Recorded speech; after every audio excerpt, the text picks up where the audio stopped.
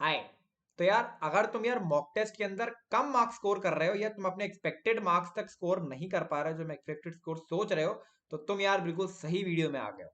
तो मेरा नाम है संकल्प जौहरी। आपका स्वागत है यार जेई कॉन्सेप्ट चैनल पर। और आज हम लोग डिस्कस करने वाले हैं कि अगर आप जेई मेंस या नीट की तैयारी कर रहे हो, तो अगर आप मॉक टेस्ट में नंबर कम स्कोर कर रहे हो तो किस तरीके से आप नंबर को इंक्रीज कर सकते हो थ्रू सम एनालिसिस, और उसके बाद किस तरीके से हम इन चैप्टर्स और मिस्टेक्स को रेक्टिफाई करना है जो हमारे इन पूरे के पूरे टेस्ट में निकल के आ रही हैं।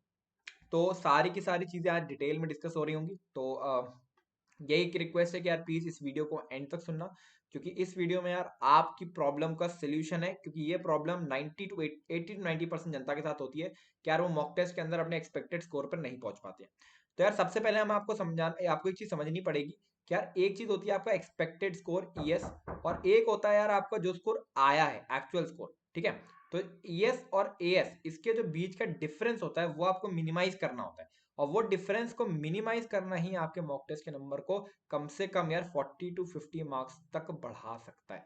तो इस डिफरेंस को मिनिमाइज करने में यार हमारा आता है एनालिसिस कि यार हम जो मिस्टेक्स कर रहे हैं वो मिस्टेक्स अगर हम नहीं करते हैं तो क्या हमारा स्कोर आ सकता है।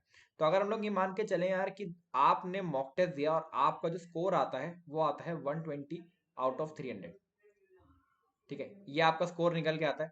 और इसमें जब आपने एनालिसिस करा तो आपको मालूम पड़ा कि अगर आपके जो पॉजिटिव मार्क्स थे वो 180 थे, बट 60 मार्क्स आपके क्या थे, नेगेटिव थे। 60 मार्क्स आपके क्या थे, नेगेटिव हो गए थे। ठीक है। तो यहां पर यार हमारे पास क्लियरली एनालिसिस निकल के आता है कि यार 180 मार्क्स हमने पॉजिटिव करे थे, बट 60 चीजें जो है वो हमारी गलत थी, जिसकी वजह से हमारा नेगेटिव 60 हो गया था। तो ये अगर स्कोर हम लोग ठीक कर ले, ठीक है, तो हम अपने एक्सपेक्टेड स्कोर तक पहुंच जाएंगे। ठीक है। चलो, अब इसी को यार एक्सटेंड करते हुए, जिस सेक्शन को एक्सटेंड करते हुए, एनालिसिस हमें टेस्ट का एनालिसिस हमें किस तरीके से करना होता है सबसे पहले तो वो समझेंगे, और उसके बाद जो भी चैप्टर्स वीक निकल के आ रहे हैं उनको रेक्टिफाई किस तरीके से करना है, और ताकि नेक्स्ट टेस्ट में हमारे नंबर जो है प्रॉपरली इंक्रीज हो सके। तो एनालिसिस करने का तरीका क्या है कि आपको एक इंट्रोस्पेक्शन शीट प्रिपेयर करनी है। इसको मैं आईएस बोलता हूँ, आईएस इंट्रोस्पेक्शन शीट, इसको ये मैंने नाम दिया है। तो इसको आपको प्रिपेयर करना है। आपको एक इस तरीके से व्हाइट पेज लेना है, इसको बीच से डिवाइड करना है, जिस तरीके से मैं कर रहा हूँ उसी तरीके से करना है। और इसके बाद यार आपको सबसे पहले यार एक सेक्शन में लिखना है करेक्ट क्वेश्चंस, और एक सेक्शन में आपको लिखने हैं रॉन्ग क्वेश्चंस। अब करेक्ट में क्या लिखोगे यार, करेक्ट में वो क्वेश्चंस लिखने हैं जो आपके तुक्के लग गए हैं, आपको उसका कंसेप्ट नहीं मालूम था, या आपको उसके पीछे की कोई चीज नहीं मालूम थी पूरी तरीके से।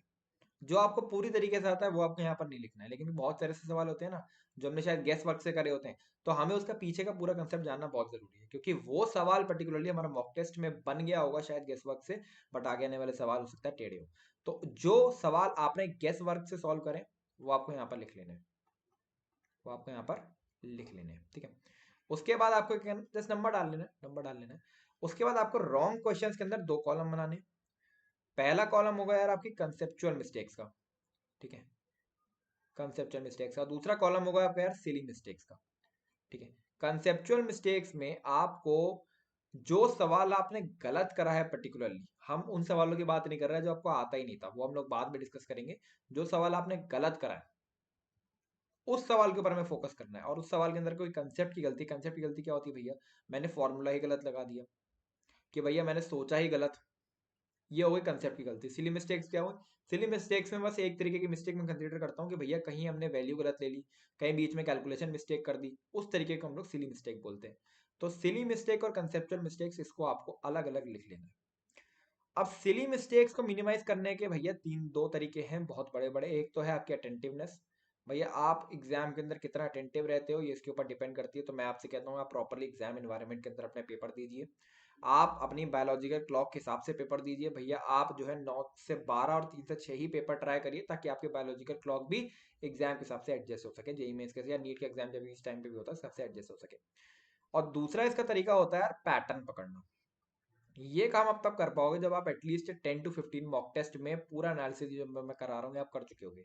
यहाँ पर आप एक पैटर्न पकड़ लोगे कि भैया ये टाइप की सिली मिस्टेक मैं हर बार कर रहा हूँ, तो अगली बार जब ये मैं एग्जाम के अंदर जब देने जाऊंगा तो इस समय मैं अपनी कैलकुलेशन में स्लो हो जाऊंगा। अच्छा, एक चीज आपको और समझनी है, अगर आप बहुत ज्यादा सिली मिस्टेक्स कर रहे हो ना, तो भैया कैलकुलेशन के समय आप थोड़ा सा स्लो हो जाइए। आपका टाइम इतना इंपॉर्टेंट नहीं है, ज्यादा इंपॉर्टेंट चीज है एक्यूरेसी। अगर आप मान लीजिए 60 क्वेश्चन करके आ रहे हैं और 60 में से आप 30 गलत कर आ रहे हैं, तो भैया इसका कोई फायदा नहीं है। और वहीं आप 30 सही करके आ रहे हैं, तो भैया उसकी वैल्यू ज्यादा है, क्योंकि यहाँ आपको 120 नंबर मिल रहे हैं। समझ रहे हैं? चलो, तो इस तरीके से आपको चीजें करनी है। अच्छा, एक चीज आपको यहाँ पर और सोचनी है कि कंसेप्चुअल मिस्टेक्स, सिली मिस्टेक्स हमने अलग अलग कर ली, ये बात हम सीख गए। अच्छा भैया, तो एक मुझे बात बताओ यार, कंसेप्चुअल मिस्टेक्स को रेक्टिफाई कैसे करोगे और सिली मिस्टेक्स को रेक्टिफाई कैसे करोगे? कंसेप्चुअल मिस्टेक्स ऑब्वियसली पैटर्न आप यहाँ पर पकड़ लोगे। कंसेप्चुअल मिस्टेक में क्या करोगे?